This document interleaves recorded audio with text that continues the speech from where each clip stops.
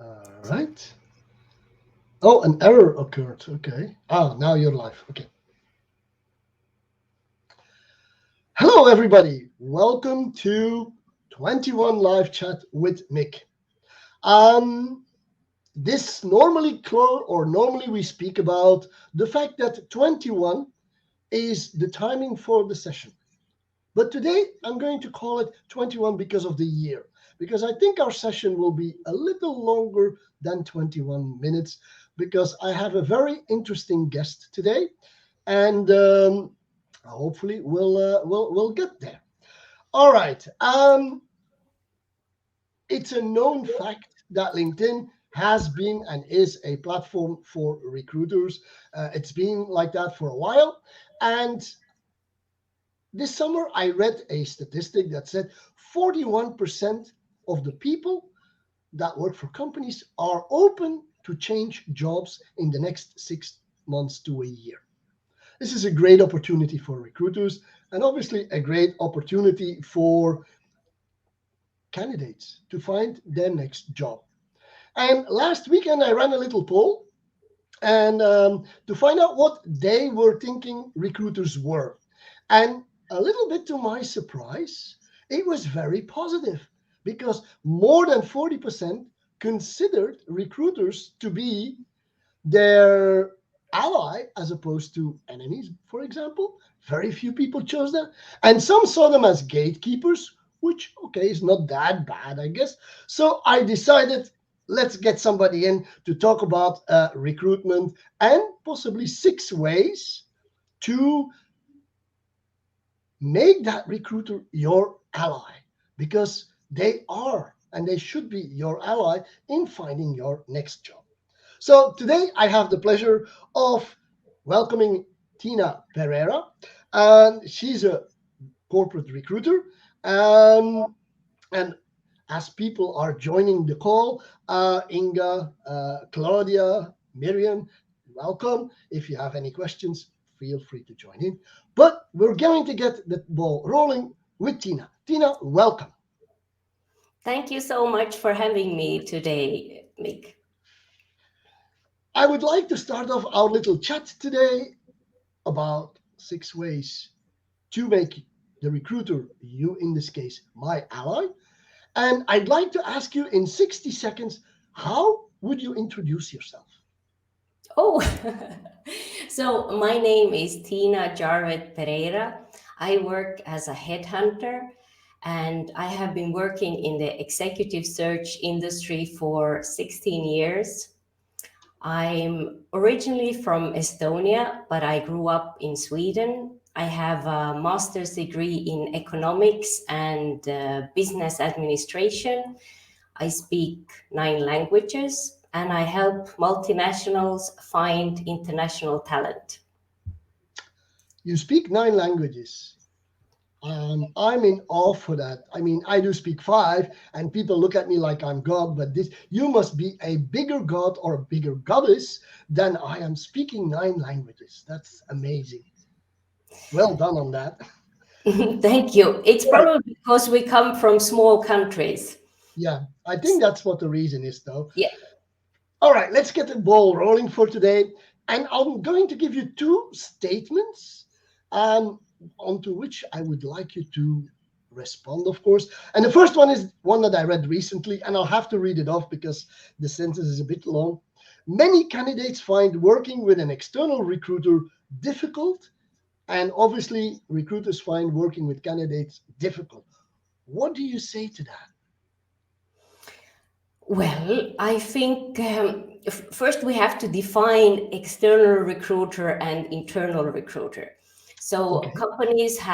corporate companies have HR department, and there you have different people working with different positions, and there you have a recruiter. But they do much more than just finding talent.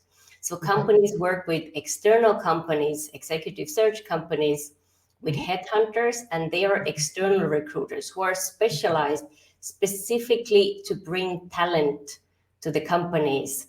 So they Okay. already uh, find the talent, they interview them several times, and then they present those candidates because they know they are a good fit with the company culture and with the specific job description, and present them to the hiring manager and to HR. Okay. So I think that relationship is a win-win for everyone. Okay. All right. And yeah, if you work with a recruiter or you're looking for something for a new job, would you quit your job first before starting to look or not? Oh, that's a really, really good question, because I wouldn't recommend to anyone to quit their job and then start their job search, because What? Why not? Why not? there are so many different aspects to that. Okay. If you quit your job, you don't know how long it will take until you find another job. Sometimes a job search can be a Mhm. sprint, sometimes it's a marathon. Okay. Normally, it can take a couple of months before, in a big multinational, you have several hiring interviews with several people, you have Hmm. tests, and it can take time before you get the job offer. So you don't want to be in a place where you run out of money and become desperate, because and you lose your strong negotiation point in the later stage as well. Okay.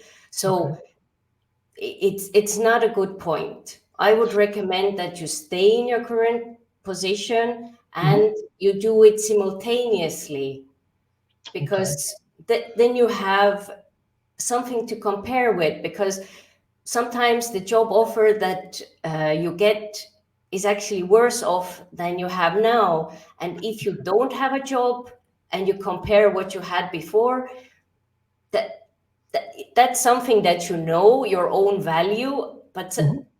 the companies don't necessarily offer you that. And if you take a position with a lower salary, your Okay. motivation will quickly, after 3 months or so, Hmm. yeah, get lost. So if you know your own value, then you really have to aim for that or something higher. Okay. So you're really suggesting, if you're going to be open for a new opportunity, stay where you are till you find the opportunity, rather than jump ship. And because people are, especially after these 18 months, sometimes fed up with their company, for all kinds of reasons, whether they're good or bad. I'm leaving this to everybody's judgment, but you wouldn't recommend people to say, I'm just going to terminate what I'm doing, and I'm just taking a chance on finding something new in the next few months, and I don't care about the fact that I won't get an income during that time. Yeah, I think, and when I said stay in the job, I mean do your job well as well, because you don't want to burn any bridges. You True. want to leave a very good impression, finish all your projects, Okay. continue being the good professional or excellent Mhm. professional that you are already, Mhm. uh, and just yeah, keep the motivation, Mhm. Mhm. and then also look for another job. So if you're not happy, you have to make active decision and take control of your career. But Okay. just by sabotaging, it's not going to help you. So you really need to make a decision, Mhm. and maybe take some time off, take some holidays, get clarity Right. what you need. But Right. running away, it doesn't help you. Okay. So, I mean, we often hear this comment in the market, as a job seeker, then, that people who don't have a job today have more difficulty finding one than those that are already employed and are, I would say, the passive candidates that are obviously to recruiters and companies more interesting. Is that a good assumption? Well, as a headhunter, I work with passive candidates, so people who are not actively looking for jobs. Hmm. They get the call from me out of the blue because I see that they have the background, the studies, the experience, and probably they work for a competitor in a similar area in industry in the same geographical region. So I reach out to them, but Okay. sometimes people don't update their LinkedIn profiles, and actually they don't have a job at the moment. So I don't Mhm. know those details before I talk to somebody. Right. Okay. Sounds interesting. Uh, let's try and get to the point where I can make you my ally. And before you can make somebody your ally, you have to kind of find them. So how does one find a recruiter to work with, and how does this relation start? I think the first thing is location. That's Okay. the crucial one. Make the network with the recruiters in your area because they are the most likely to be working with the companies close to you. And find out the industry where they work as well, because most headhunters or recruiters, they work with specific industries. Go to the website, Mhm. um, look at their CV. Normally, they work in the same industry where they have worked before as well. Look Okay. at the vacancies that they are working with. Sometimes they have it. Mhm. Show that you have done some research when you contact the headhunter, and say, I think I would be a candidate for that job. What do you Mhm. think? It shows that you have taken some initiative. Okay. This sounds very familiar to what I would tell people in my sales trainings is, investigate and do your research before you go and talk to a prospect, which is kind of like the same thing if I hear you right. Yes, and we know exactly what you shouldn't do. No, that's definitely true. You shouldn't pitch yourself immediately. I think you need to do your research, and build up the relationship first before you get into, let's try and work together. And I think this applies also for making recruiters your ally. It's try not to pitch yourself too much, but start building a relationship. And how would they do that with you? So I would say do it like you would do in a networking event. You wouldn't come up to me and give your CV and then leave, because that is what I get in my LinkedIn inbox. Sure. I get a connection request without a personalized message, and then when I accept the connection, the first thing is they send me their CV with Mhm. very unpersonalized message. Okay.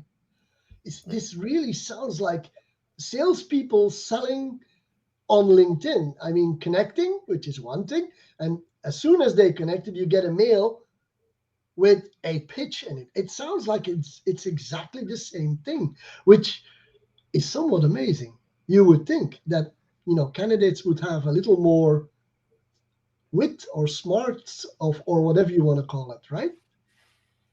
I think it's very much about networking. What I like to say is that you should fix the roof before it rains. So people come to me when they are desperate, uh, and then they don't. I don't know if they don't have time Mhm. to make the research and be Mhm. polite. Mhm. So Right. it really doesn't give a good first impression, because before I present any candidate to a company, I do several interviews with them and I Yeah. Okay. observe their behavior, and and I want only the best for my clients, because I'm always putting my own reputation on the line. And Definitely. so Yeah. I would just imagine how they would behave with future clients. Mhm. Mhm.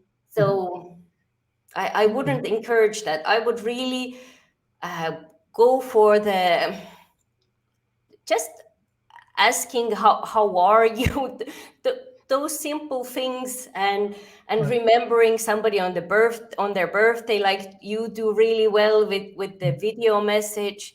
Mhm. Just Mhm. make it more personalized. Yeah. If you don't feel comfortable with video, send a voice message. Just say, hello, True. Tina. I'm calling from Bruges. I Mhm. just wanted to wish you a really happy birthday. I hope Right. everything is well with you. How have you been? Yeah, no, but I agree with you on this. Is that building relationships, whether it's in recruitment or you see this in sales, you see this in marketing. I think those are the key elements anyway to further success in whatever the path that you're on, whether it's a recruitment path or a sales path, you're going to succeed. So at the end of the day, yeah, you have to put some time in because it's not like it's going to be an immediate sale. It doesn't happen like that, and it doesn't happen in recruitment like that either. It's kind of like a long-term project, and which brings us back that stay where you are, and during that time work on the relationship. But how do I get your attention as a recruiter? Well, it, it's probably the same thing. My network on LinkedIn, I don't show my connections to anyone because many people feel that if they are connected to a recruiter, then their boss will see and think that they want to leave the company. That was back in Yeah. Okay. 15 years ago. Nowadays, it's about the uh, relationship. So nobody will judge you who are your connection, and they won't see it from me. So if you don't feel comfortable connecting with me, Hmm. just send me a direct message. I have Right. this open, Right. I can receive messages from anyone. You don't have to be connected with me, but at Right. least I can see that we have exchanged messages, and I can't read your thoughts. Hmm. Meaning, if True. you send me your CV, I can see where you have been, but I don't know where you want to go to.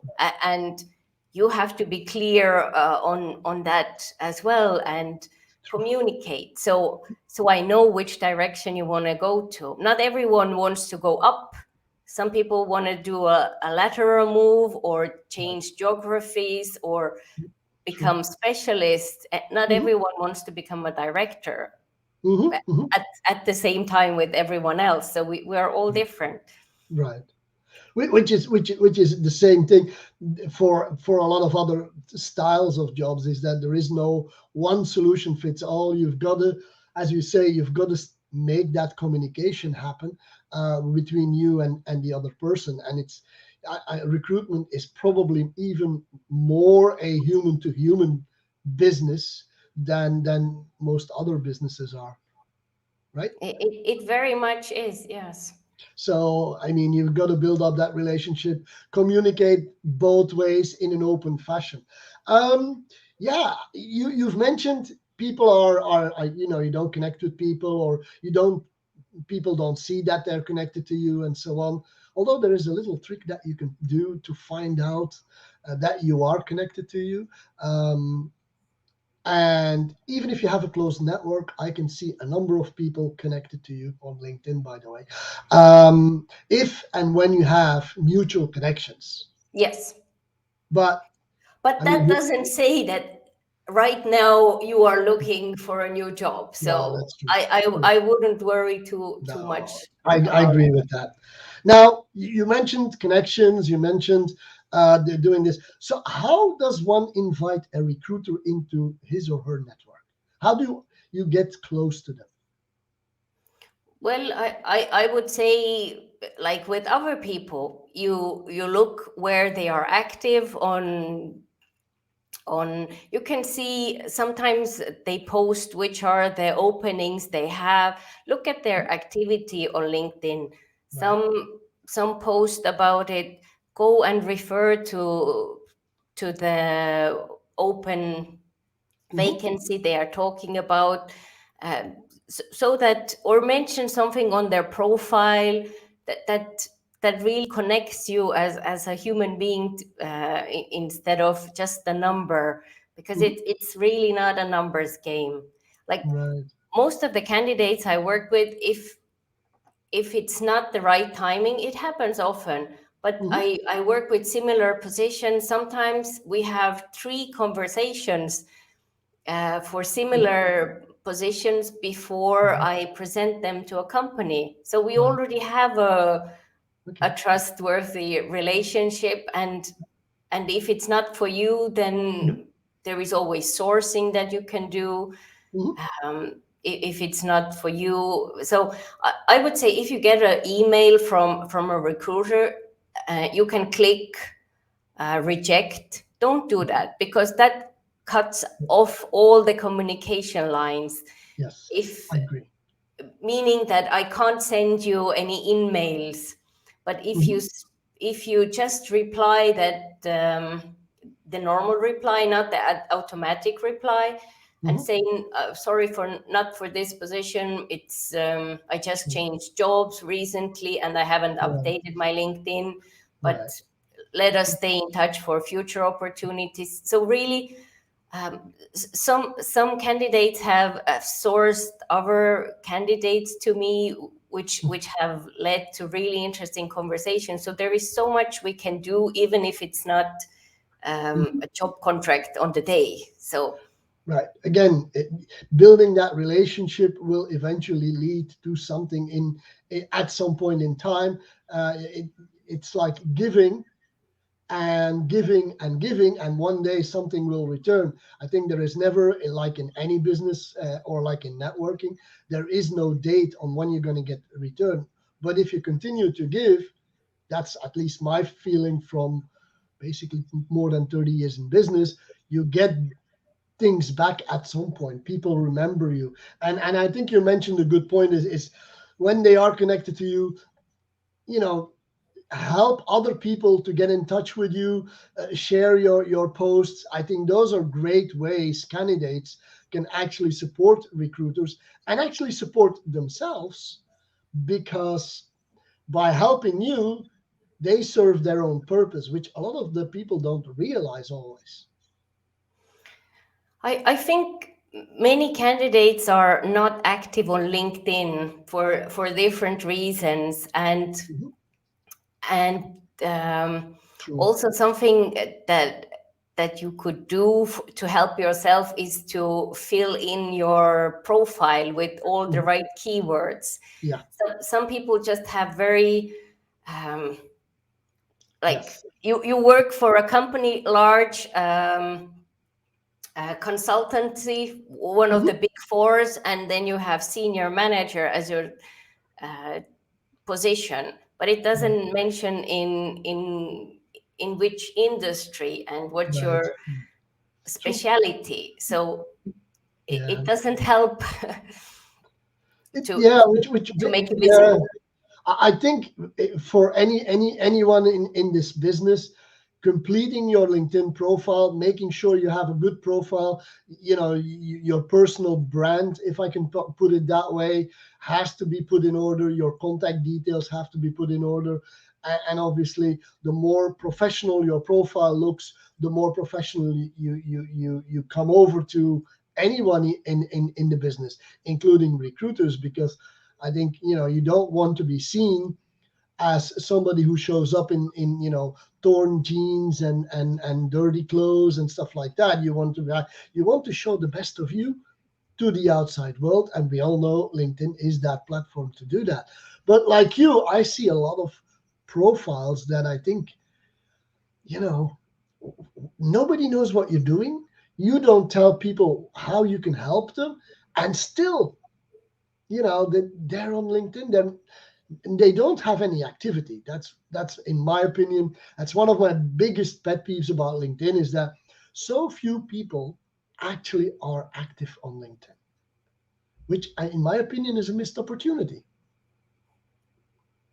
Because, I mean, if you look worldwide, and I just did the numbers last weekend, worldwide 2% of the people have posted something on LinkedIn. 2% out of the 774 million members on LinkedIn.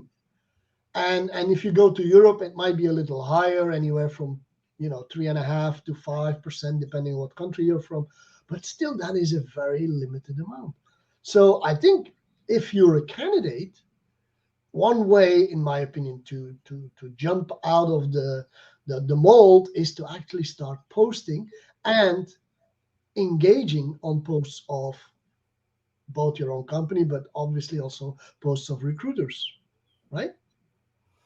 And also the future employers, because more and more companies are becoming active on LinkedIn as well. So really, it's so easy. This is one way, but don't forget the old ways as well. Like when I get like a postcard from somebody thanking me, or when you get flowers or send chocolate, those things stand out. If you just send me a PDF with your CV, you don't stand out. I won't remember you. But if you do something totally different, maybe send a voice note or a video, it really gives a much better understanding about your personality, about the vibe, than just the marketing document, which is your CV or resume.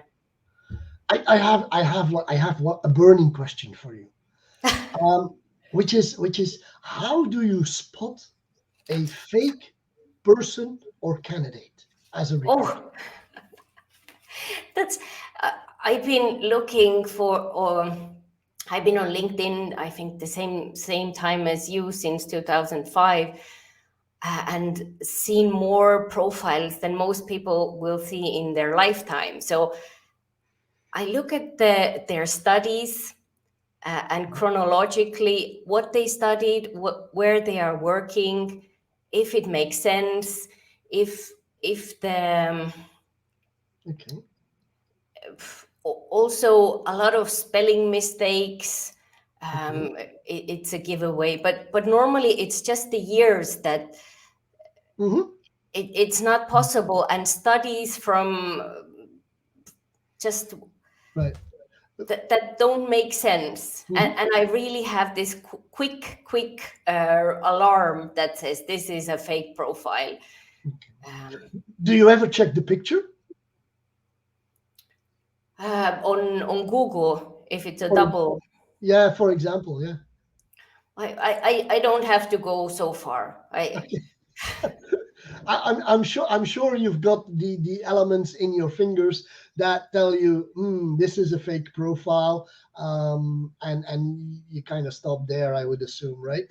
Yes. Okay. You've mentioned it all already a few times, I think, but I think as a candidate, it should not be all about me, and me, I guess. And how do I change that me attitude towards a recruiter? Because I'm looking for another position, but how do you break that with a candidate? How do you make sure that it becomes a relationship, as opposed to it's all about me, I want a new job, you're going to find it for me, kind of. I know it really shouldn't be like this, and like you said, it's about the giving mentality, that have this attitude and you will get far in life, because I think it's about karma. But I have really received, and people who have been on virtual asked me to go on a virtual coffee, and then at the end of the coffee, I say something in their language, and they're like, wow, you don't even have an accent. And it's like, yes, if you would have taken a second, you could have seen that I studied in Sweden at the Stockholm University. So I do speak more than English. So please make sure that you focus on other people instead of my needs, because it just comes across desperate. Right. Right. Look where you Okay. can, yeah, ask them how they are, because that's very common. If a person doesn't ask me how I am, Mm-hmm. I already sense the, now it will be just autopilot, what I need, what I need, what I need. And Yeah. uh, But and that way you don't build any relationship. no, You just do the job you need to do. You get the information, and you kind of already know that this person isn't going to make the top three that you're going to present, I guess. exactly. And I would always ask at the end, how can I help you? To whom could I recommend you to? Whom would you like to be introduced to in my network or something? You don't have to have much, but try to offer something for the other person, Okay. or give a recommendation for Mhm. another person on Right. LinkedIn. So get out of Yeah. your, yeah, Get out of your your own own way. circle. Yes. I want. You've mentioned a magic word to me: recommendations. There's a lot of theories about recommendations, and in the past, a lot of the times it was kind of standard practice that whenever somebody was ready to change jobs, they would go out to their network, their friends, their colleagues, and so on, and ask them to write a recommendation on LinkedIn. Is that still today a practice on LinkedIn that you see? Well, I would say that rather few people have recommendations on their um, profile, and that's, I think, one of the least used feature or underused feature, because I always read your whole profile. I read all the recommendations, all the courses, and the Mhm. recommendations that you have given, because it gives me a very good um, indication which words do you use, and how you feel about other people. And so I would really use that feature. And it Mhm. sounds so much better when somebody else talks well about you, instead of you saying the same words. No, that is obviously the case. But like I said, I have a lot of people in my network, which have been building since 2004, actually. Um, and a lot of people come to me, and when when they're on a job search, they come to me and say, can you write a recommendation for me? And those people are, I mean, I've got three outstanding ones at this point, in all honesty, from people who want to change jobs. But the thing is, I've worked with these people X number of years ago, so what can I say about them that is relevant for what they want to do? So I have a practice, that if you want a recommendation from me and you come and ask me the recommendation, at least give me some kind of a context into which I can start writing the recommendation for you. And that way, at least I know it's going to be valuable, because I don't want to write a recommendation for somebody that I worked with 10 years ago that I have no idea what this person is trying to achieve in the next steps of his life. Yeah. And I get these quite frequently, and it used to be more in the past. It's kind of slowing down these days, in terms of people asking for recommendations. But still, I sometimes they are, some people have these fake recommendations, but we see that everywhere. It's like fake reviews on whatever platform. But the ones that are genuine, and like you said, it's probably a good idea. And you gave me a very good tip, by the way, by saying don't always look at the recommendations they receive, but also go look at the ones that they actually given, to see a little bit if this was how they get together, if I can put it that way, or what the person is that's behind it. So interesting thought. I have never thought about that. Great, thanks for saying that. No, but I think we look at we look at the recommendations, and obviously, we all have our idea about it, but looking at the ones that you've given probably gives you an even better idea of the person than seeing other people talk about the person. Yep. So that's a good tip. Now, we have LinkedIn. Do you ever go and check people's Facebook profiles or Instagram profiles?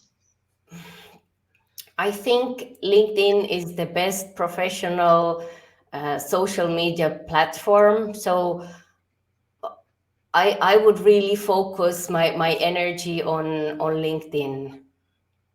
I I Yeah, no, I I maybe understand. go once a month to Facebook and not every month. So I wouldn't focus my energy there. Okay.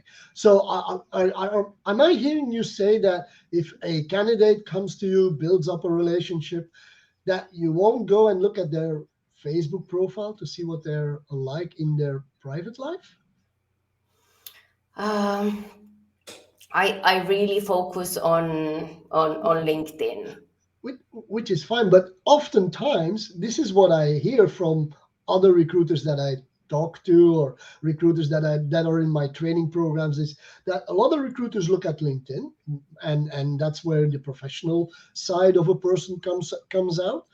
But they also tend to go to the Facebook world to get a bit of a sense of what is this person outside of work, because we obviously all consider Facebook part of our private life and not our public life, or our business life.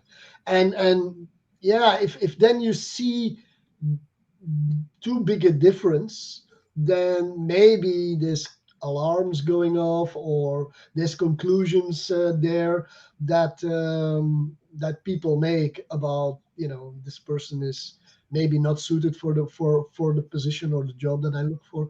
But what I hear you say is that you really don't do this. No, I think people are so good at revealing their secrets themselves during a face-to-face interview. So I don't have to do that. Okay.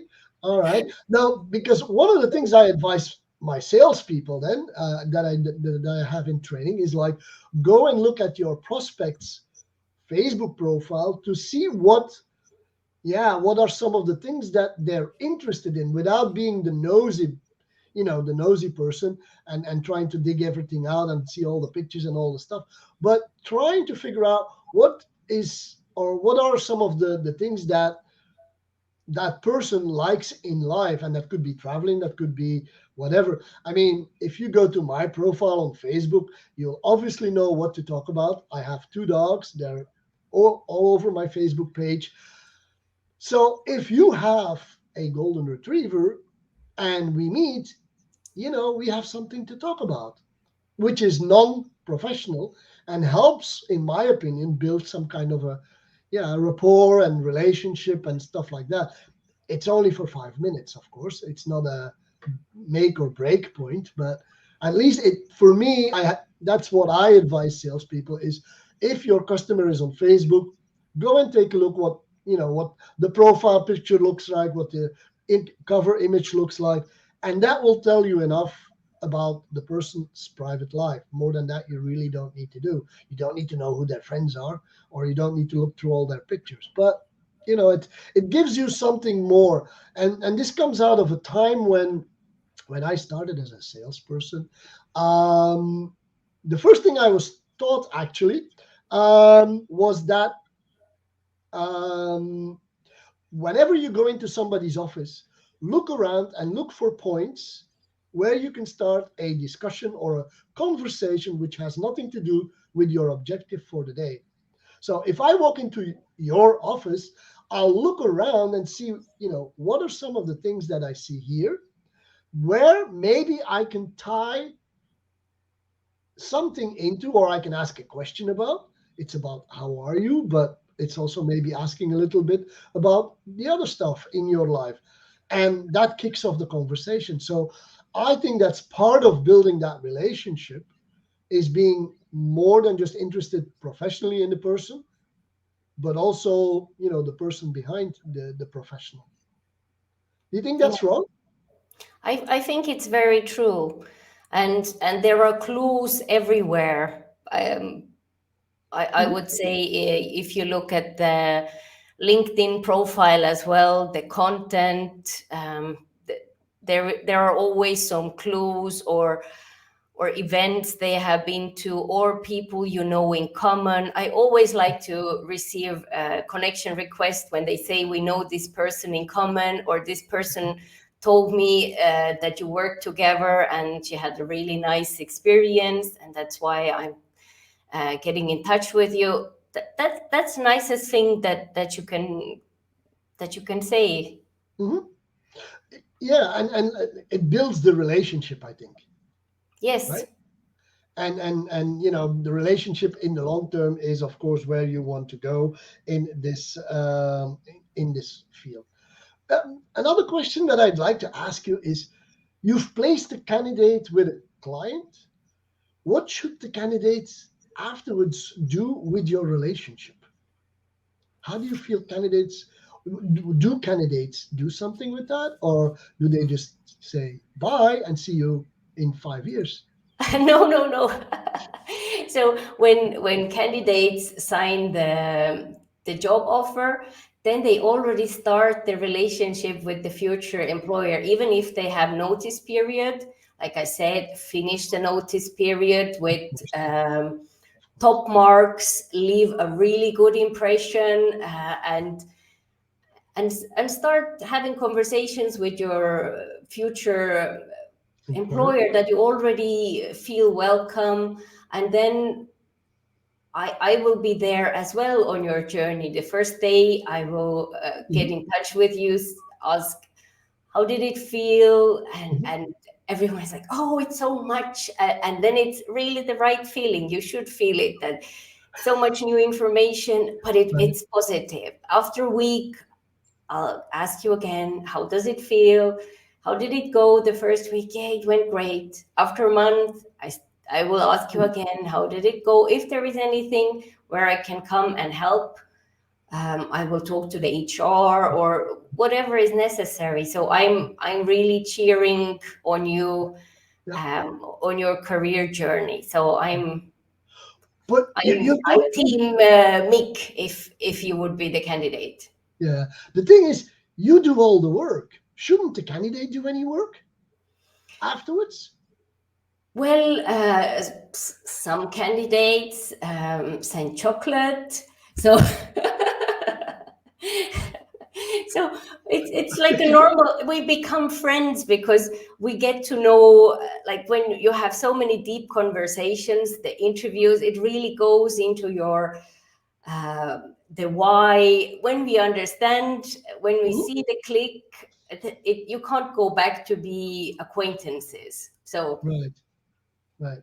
But what you say is, once you've placed a candidate, you do, from a recruitment point of view, you do your follow up Yeah. on a regular basis. But you don't really expect the candidate to be proactively supporting you in whatever you do as a recruiter, by, for example, bringing other candidates to you or other opportunities to you, because Well, that might also.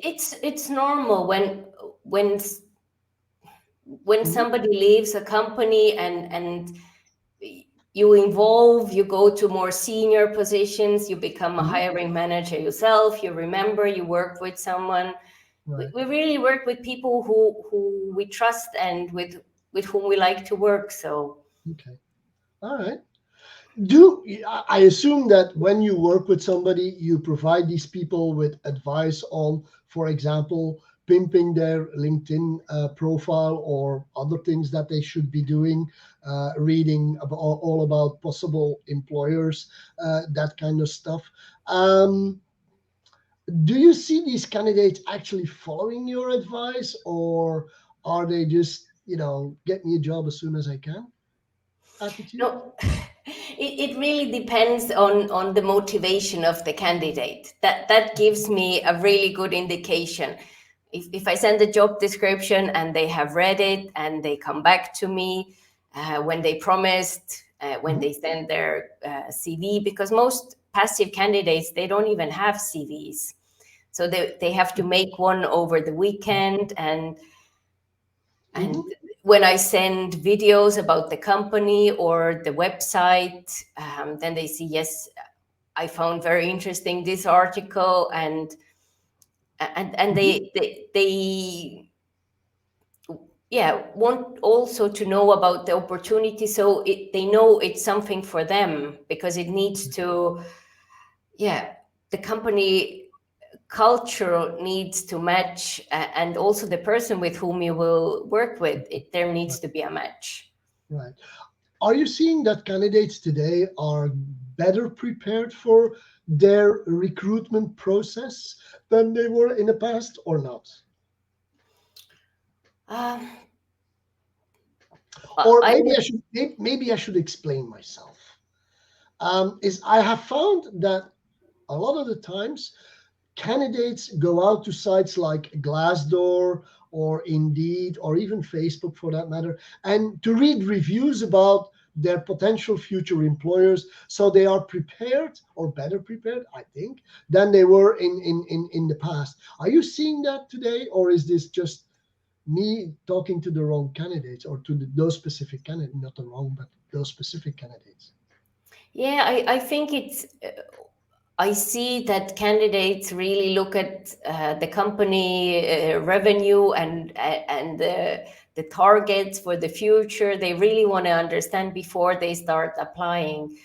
And when you deal with the large multinationals, it really depends of the local division as well, Hmm. because it's really about the people who you will work with as well. Okay. So, what's the funniest thing that happened to you as a recruiter? The funniest. You didn't get all the questions up front. I think we always laugh when I'm interviewing people, but also with hiring managers. There needs to be um, this connection, and when you laugh together with someone, and especially when you work in not in your native language, but in the second language, Right. when you make a joke, you're not always sure it will land. I So know. when you see that, oh, it's a joke, and they are dead serious in their face, but actually it's a joke, then I, I know the feeling. I mean, we have. It's the same for idiomatic expressions. yes. Is that you know an idiomatic expression in your own language, and then you try and put it into English, and people go like, is this supposed to be funny? And okay, I can see that. That's the that's But the nowadays, I would say it's really the cats that walk uh, in front of the camera, or we see a lot of those Mhm. happening with virtual interviews. Yeah, has this virtual interviewing had a major impact on you and business and candidates? I think so, because um, most people are not comfortable on video. I mean, who would honestly say that they are comfortable on video? But if you are not on daily basis interviewing people like I am, Mhm. Mhm. so you get just used to it. But if someone is not used to working in this way or being interviewed, Mhm. you really need to learn that you have to look in the camera and not on the screen, that you have this image, that you have a eye contact, which you actually don't have, and that you don't move around too much with your head, because Mm. when you talk on the phone you can look everywhere, but when you're on video you really need to focus on the camera. Okay, So that's a it's good. a totally different ball game, and it's very difficult to assess the motivation, the drive from the candidates, because you really need to say with words, I'm really interested in this position, I'm so motivated that I would like to come and work for you, because body language doesn't say it. True.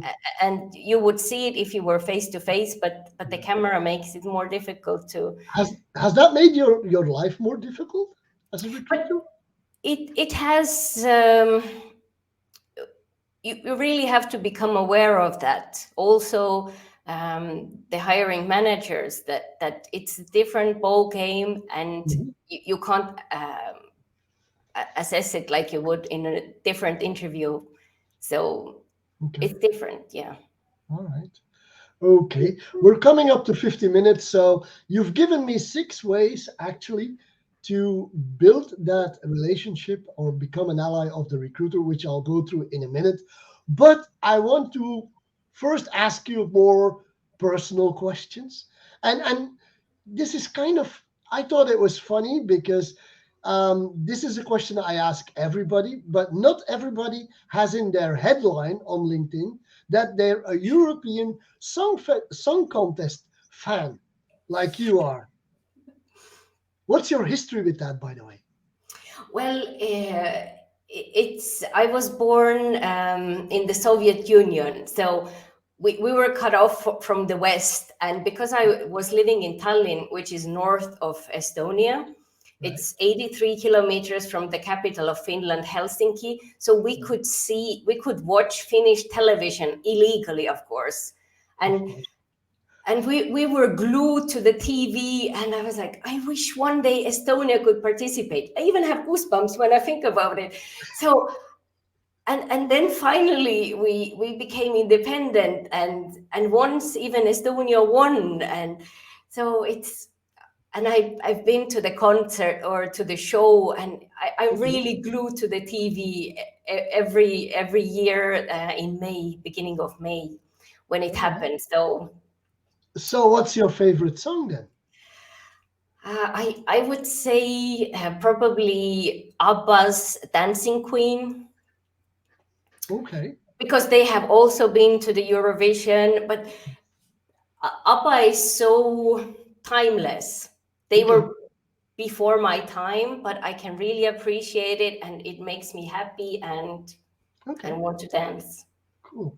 Now, we've gone through the last 2 years that have been a bit strange for all of us. The world has changed. So, what was the most memorable moment of the last 18 months? I'll go back to the beginning of 2020 to now. So, what was for you the most memorable moment in that period?